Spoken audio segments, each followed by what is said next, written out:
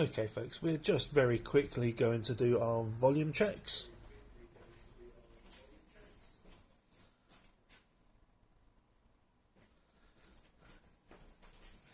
Yep, we've got plenty of volume. Welcome in everybody so far. Franson, Scruff, Luke, welcome on in. So yeah, you guys already know what TYG is. You know who Archer is, because some of you have purchased things from me. And you know who the waifu Sarah Nova is. But let's go through our little businessy cards. This is us, Archer. That's our socials on our oh so shiny card. We do witchy things. The waifu is Sarah Nova the Norse Witch. Ignore the Etsy address, that's wrong, we're not on there anymore. And we are part of TYG, Treat Your Geek. Honest reviews, chaos content, stuff like that. And also, they write books. Now, I'm a member of TYG and I like doing random reviews. And I was at a convention a couple of weeks ago in central London and I picked up this cracking little game. Hello Nooks, hello Spicy, I hope you're both well. So yeah, I picked up this game. I want to go shift the camera just a little. No, that's even worse. Okay, that light's going to get in the way no matter what I do with it. Okay. Yeet. Nope. Let's go. Okay, we're going to get light no matter what on our camera. So this is what we are looking at today. Necrohamster. It made Franson giggle a little bit yesterday when they saw this. It's still all wrapped up. A nice little card game. There's the back.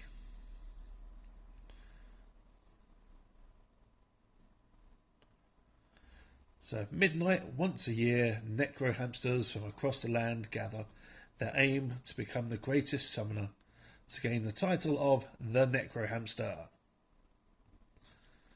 Use strategy to build your army of undead creatures, disrupt your rivals' plans with vicious monsters, summon zombies, skeletons and spirits to do your bidding. Become the Necrohamster. For 2 to 4 people, you're going to need at least 7 candles for this on your cake. And it takes between 5 and 15 minutes, so it's going to be a fast and furious game. And it is by these guys, Jackdaw Co. Games. Let's get a little close up of some of that art there. Zombie cat, skeleton bat, and spirit rabbit. Those are all kind of cool. Right, I need to do something about that light, so bear with me.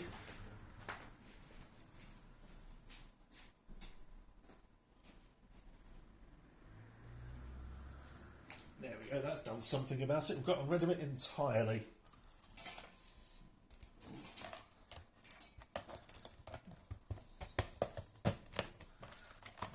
Plug in one of my other lights to see which one actually works.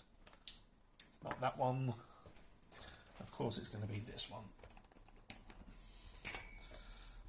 There we go. Even more light on the matter. Okay. Oh, I need a thing to open this because my nails aren't quite long enough at the moment. Bear with me.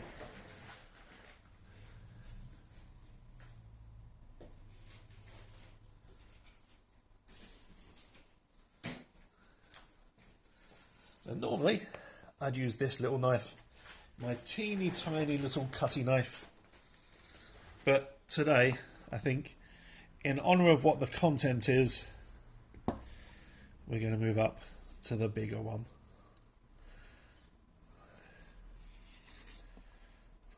All this just to cut some packaging.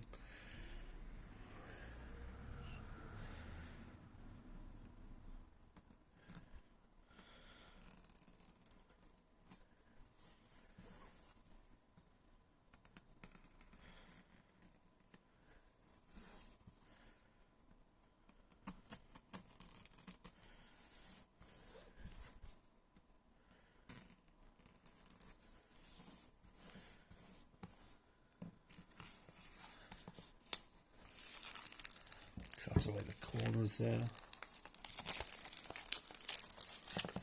There we go, without the shiny wrapper, which makes it a lot easier to look at. Try not to stab myself with that knife. So yeah, Necrohamster unboxing by Jackdaw Games. Give it a little shake. Shake the hamster. No, do not shake your hamster. That's cruelty to animals. Ooh, okay. Leave that one up there. Okay, so we've got some fold outs with it. Okay, that's cool. Shows you how to do your table setup, which is always good. I used to love getting stuff like this with the old Magic game. Oh, card anatomy. Ooh, game setup. This is nice and simple. So card anatomy and symbols, creature type, summon cost, card name, ability type, ability text, point value. Nice and straightforward. Prerequisites to obtain. Ooh, for a title card, okay. Symbols that mean different things. So skeleton, spirit, zombie are your 3 different undead types. Instant use, continuous use, or an attack card, the types of actions you get. An artifact card that has its name, ability, ability text, points value. Pretty straightforward. Game setup. Gather all the title cards together and shuffle them. Deal title cards to the communal play area equal to the number of players plus 1, removing the title cards from the game. Okay. Gather all the creature cards together and shuffle them. Deal 5 cards to each player. These cards become each player's hand. Place the remaining creature cards face down in the communal play area. These cards become the draw deck. Pretty straightforward. Leave space next to the draw deck for the discard pile. Cards are discarded face up into this pile, much like other card games. Gather all the acquired artifact cards and place them in the communal play area. An artifact card is required if the creature card that can gain control of that artifact is being used this game. Randomise 1 player to gain the starting player card. Pretty straightforward. But I like the font on this. I can read it.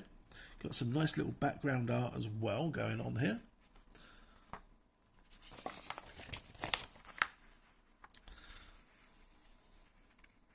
It just shows you kind of how the game is going to be set up.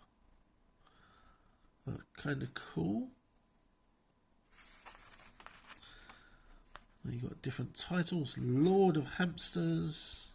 Oh no, Monsters. Lord of Minions, the Collector, Master of Zombies, Lord of Beasts. Okay, cool. Pretty straightforward. And it shows you how each player is going to be set up on the table as well. I'm just going to zoom this out a bit. There we go. Very straightforward, nice and simple. Yeah, you can't really say much more than that. That's really cool. I like that. Okay, we have another fold out before we get to the cards.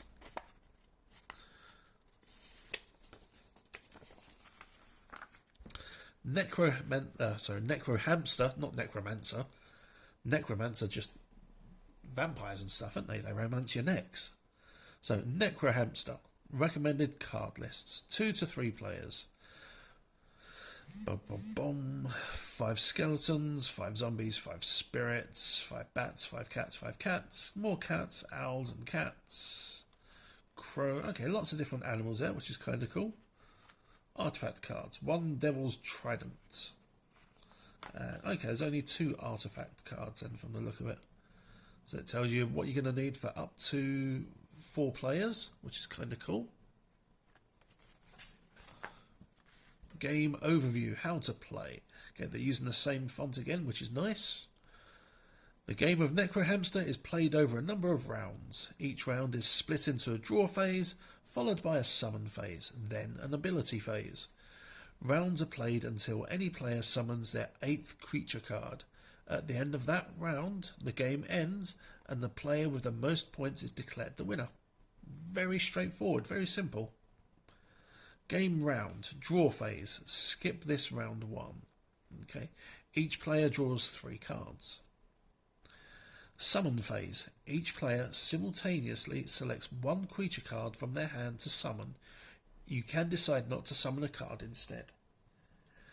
To summon a creature card, discard other cards from your hand equal to that card's summon cost.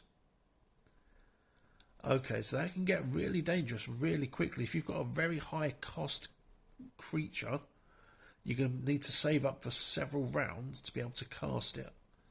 But it's going to be super powerful. Okay. Place the summoned creature card in your personal play area.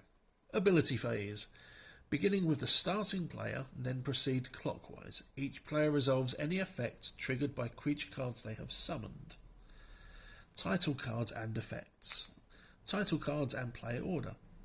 Title cards award extra points to the first player to meet that title's prerequisite. They are claimed as soon as their prerequisite is met. If two players meet the same prerequisite at the same time, it goes to the player higher in the player order. So if you got the initiative, you get the title. That's very nice.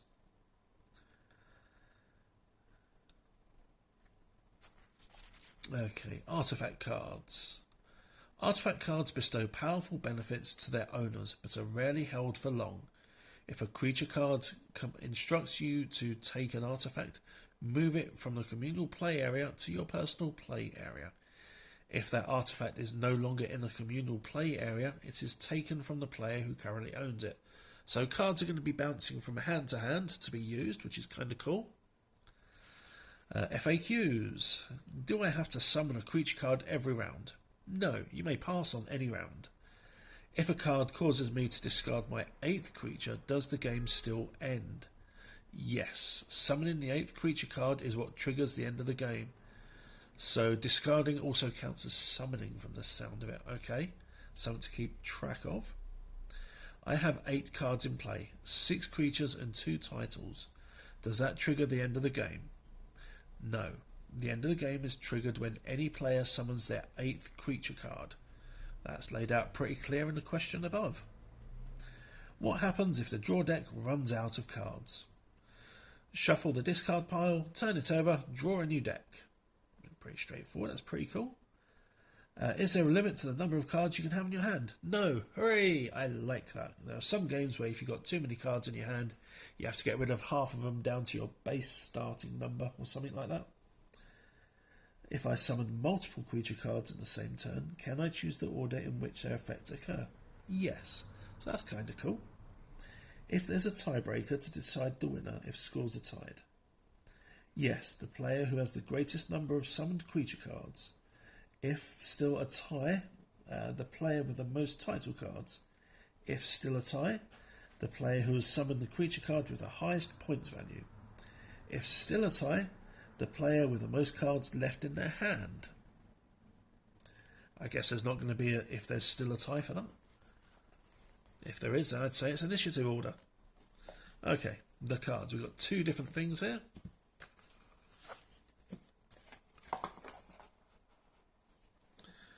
Okay, ooh, that's kind of cool art. I'm going to be very careful opening these ones up. Okay, let's get our camera right back down here for these. I'm going to use the small knife for this.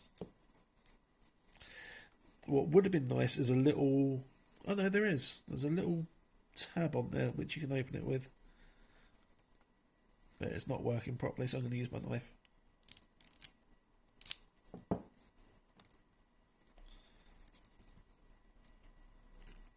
There we go. Ooh, lovely crinkly sound.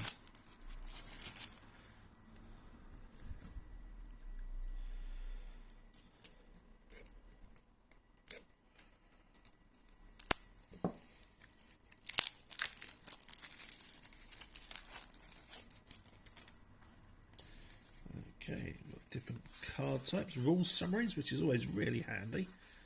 You've got 1 for each player. The starting player card. So that way you know who's starting. Some very cool hand-drawn art. Okay, we've got a bunch of title cards. So let's go through these before we go through anything else. Okay. Lord of Monsters. Having 2 creature cards costing 5 or greater in play. That shouldn't be too difficult to get. The Collector. Having cards valuing 1, 2, 3, 4 and 5 in play. And there's a cute little hamster. Just for Franson.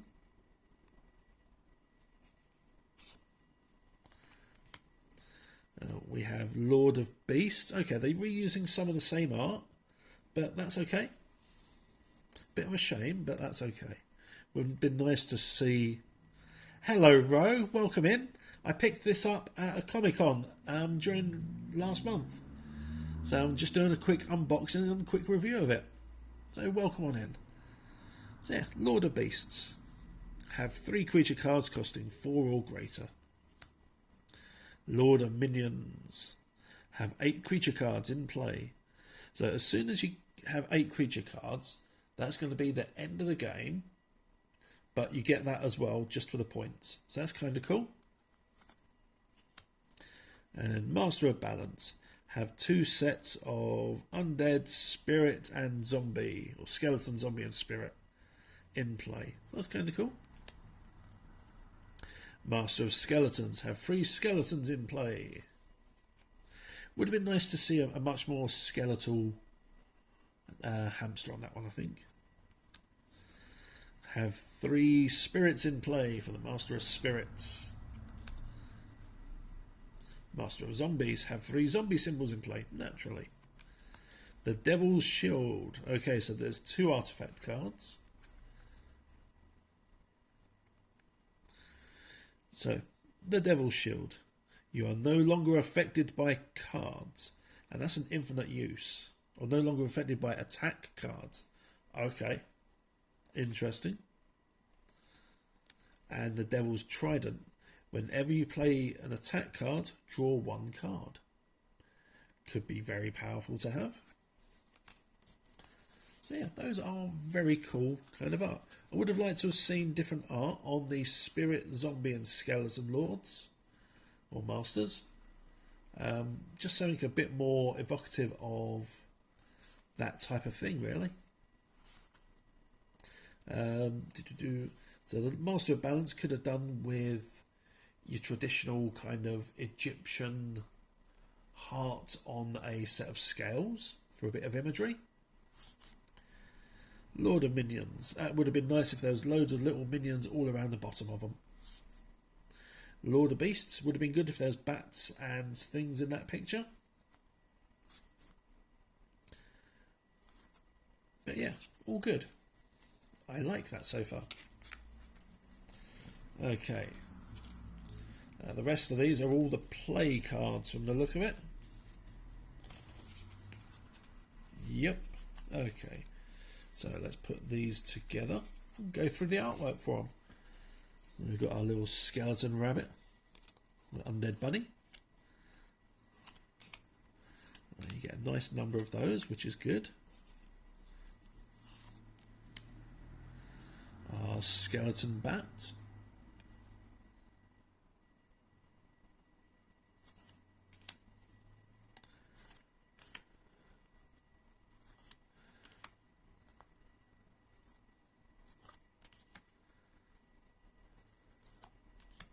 Skeleton cat. Reminds me of a teddy bear I used to have.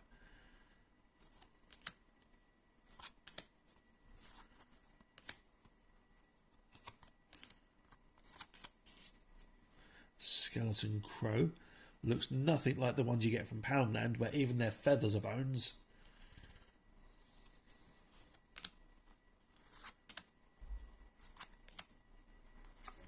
Oh, skeleton ram. As an Aries, I quite like that. That'd be a good little tattoo. Yeah, I have to remember that.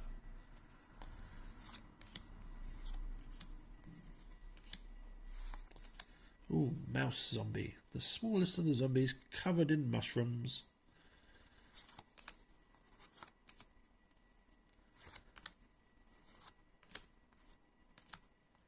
Zombie cat. Okay, they're sticking with the mushroom theme there. That's good.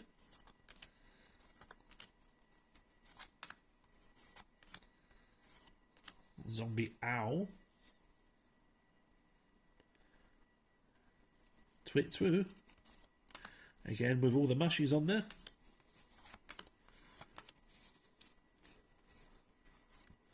Zombie fox. Okay, that's really cute.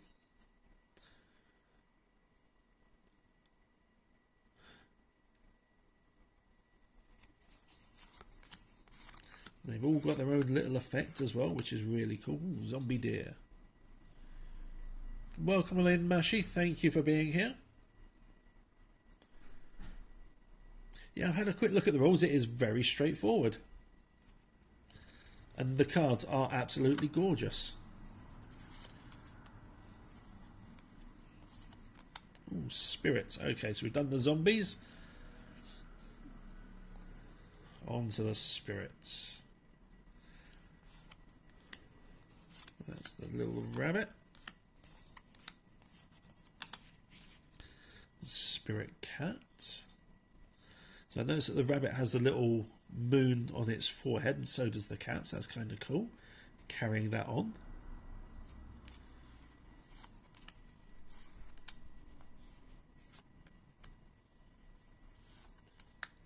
Oh, we've got the snake as well, who also seems to have that little moon on their head, just at a different angle.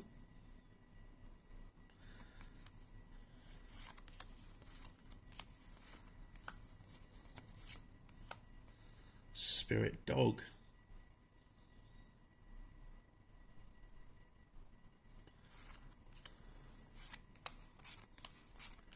Ooh, spirit horse. That's kind of cool. And they're not worried about proper anatomy or looks, so you don't have all the all the hooves and things like that, which is really cool because they're conceptual creatures.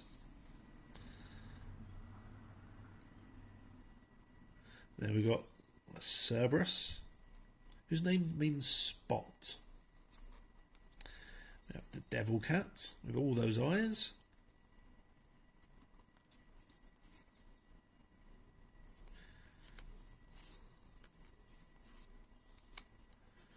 Devil turtle. That's a Pokemon you don't want to meet.